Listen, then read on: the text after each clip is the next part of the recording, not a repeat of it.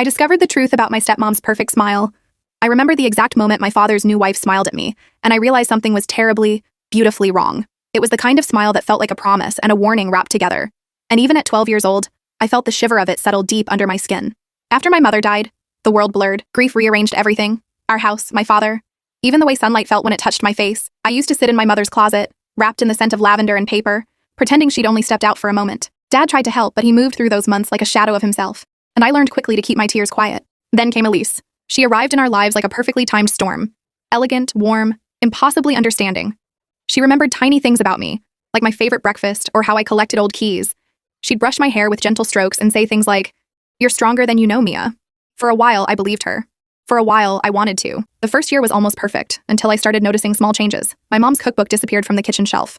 Her framed photo from the hallway accidentally fell and was never replaced. Dad insisted I was imagining things, that Elise adored me, that she'd never try to erase my mother's memory. I tried to believe him, but the tension didn't stop. It grew quietly, like roots twisting beneath a floorboard. Elise started planning our days without asking me, making decisions about my clothes, my friends, my routines. Every choice came with a smile, but the smile never reached her eyes. By high school, she was everywhere in our lives, organizing, smoothing, polishing. Dad blossomed under her attention, and I tried to ignore the strange pressure building inside me whenever she touched my shoulder or tidied my mother's keepsakes for safekeeping. I'd lie awake wondering if grief was making me paranoid, if I was the problem. Then last Tuesday happened. I'd come home early from a school project, the house unusually quiet. Dad wasn't home yet, and the late afternoon light filtered through the living room in soft gold. I was heading upstairs when a faint clicking noise stopped me. Elise's voice drifted from my father's office, soft, hurried, tense.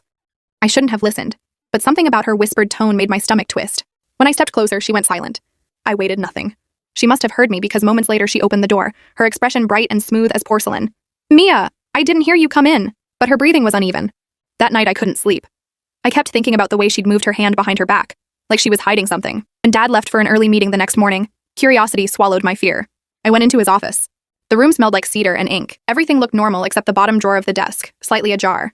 Inside was a stack of folders, but one sat crooked as if hastily shoved. It had my name on it. My hands shook as I opened it. Inside were documents I didn't understand at first. Legal papers, emails, notes. Words began to stand out like flashing lights.